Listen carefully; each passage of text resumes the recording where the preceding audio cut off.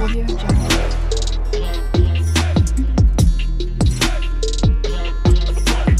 Audio Jungle.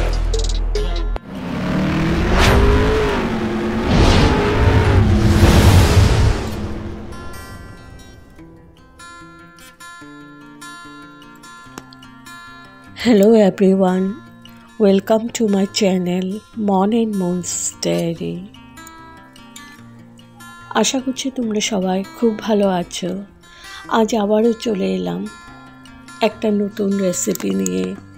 আজকে আমি বানাতে চলেছি চিকেন ডাক বাংলো। তো তাহলে চলুন দেখে নেওয়া যাক আমি কিভাবে এবং কোন পদ্ধতিতে বানিয়ে নিচ্ছি। চিকেন ডাক বাংলো ভীষণ ডেলিশিয়াস একটা রেসিপি। তো চলো কিভাবে বানাচ্ছি পুরোটাই শেয়ার করব। এখানে আমি 1.5 কেজি মাংস নিয়ে নিয়েছি, চিকেন নিয়ে নিয়েছি আর হলুদ নুন মাখিয়ে নিয়েছি।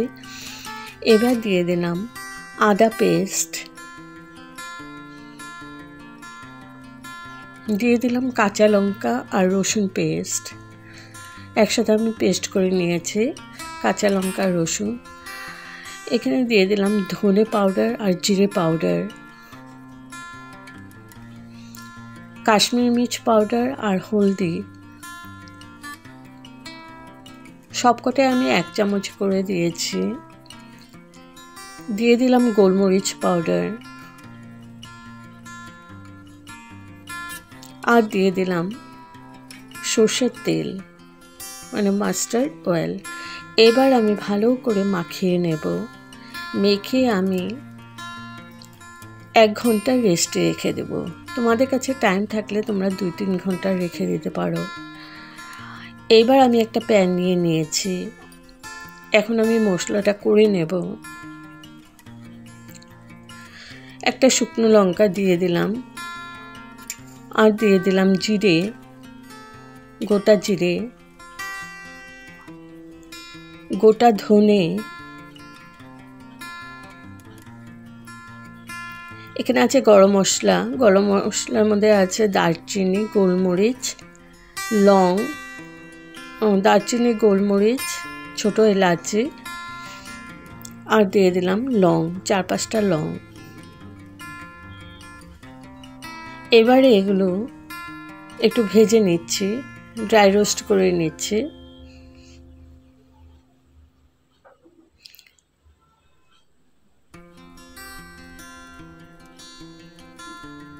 ঝালটা তোমাদের পরিমাণ মতো দিবে। যদি শুকনো লঙ্কা আরও কয়েকটা দিতে চাও দিয়ে নিতে পারো। তো এগুলো আমি ভালো করে ড্রাই রোস্ট করে ঠান্ডা করার জন্য রেখে দিয়েছি। ঠান্ডা হয়ে গেলে আমি পেস্ট একটা পাউডার করে নেব।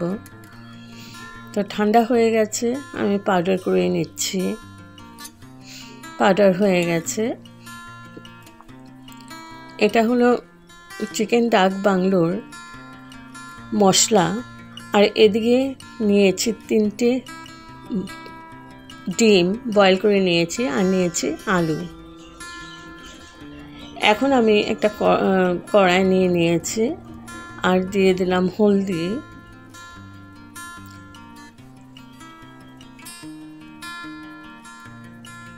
হলুদ আর নুন দিয়ে দিয়েছি। এবার আমি ভালো করে আলুগুলোকে ভেজে নেব।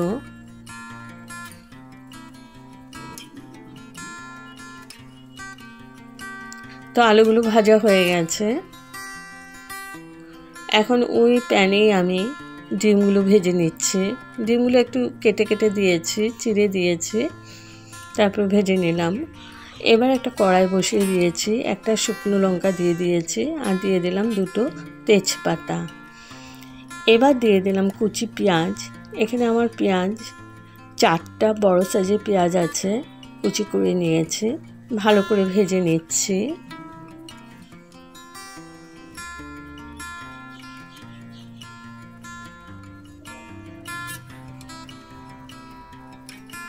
তো পেঁয়াজটা আমার ভাজা হয়ে গেছে। এখন দিয়ে দিলাম টমেটো কুচি। ভালো করে নাড়াচাড়া করে নিচ্ছি।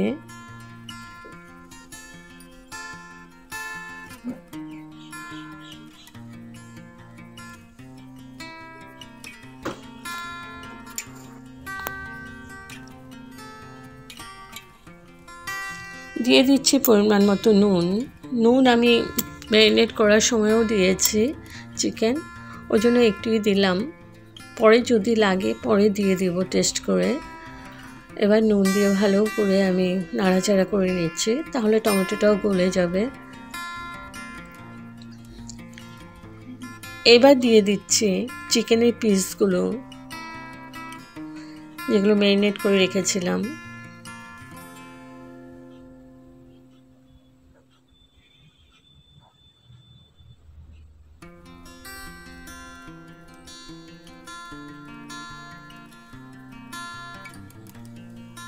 এবার ভালো করে নাড়াচাড়া করে নিচ্ছি, ভালো করে কষিয়ে নিতে হবে।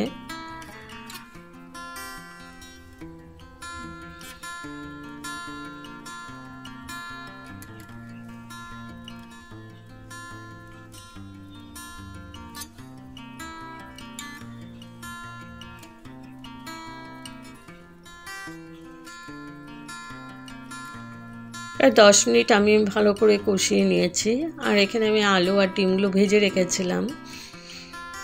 এবার আমি ঢেকে দিলাম, ঢেকে 10 মিনিট কুক করে নিয়েছি। 10 মিনিট পর তুলে নিলাম। এখন আমি দিয়ে দিচ্ছি আলু। ডিমগুলো এখন দেইনি, পরে দেব।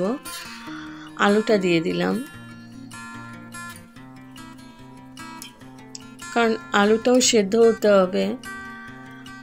চিকেনটাকে ভালো করে কষিয়ে নিয়েছি, তারপর দিয়ে দিলাম আলুগুলো, আর দিয়ে দিলাম ওই ভাজা মশলাটা যেটা ভেজে রেখেছিলাম ড্রাই রোস্ট করে, ওই পাউডার করেছিলাম, ওই পাউডারটা দিয়ে দিলাম। এবার ভালো করে নাড়াচাড়া করে মিশিয়ে নিচ্ছি।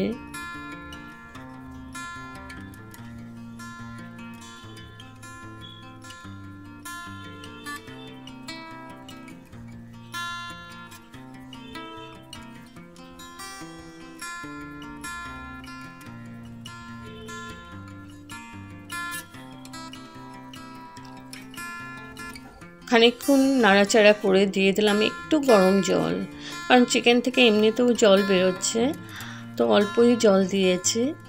আর এই চিকেনটা খুব ঝোল হবে না, মানে খুব গ্রেভি থাকবে না, একটু গা মাখায় থাকবে। এবার আধা কাপের মতো জল দিয়েছি আমি, বেশি দেইনি, তো গরম জলই দিয়েছি।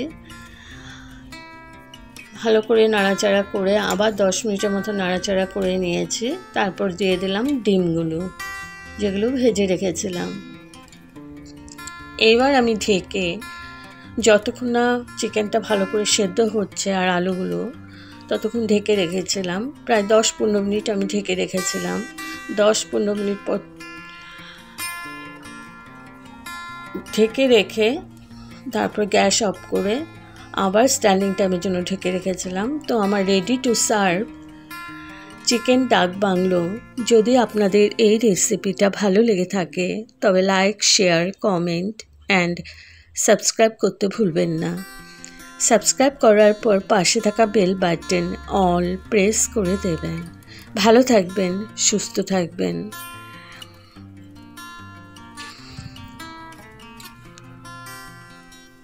আর একবার এইভাবে ট্রাই করে দেখবেন, ভীষণ ডেলিশিয়াস এই রেসিপিটা। Okay, thank you for watching, bye by.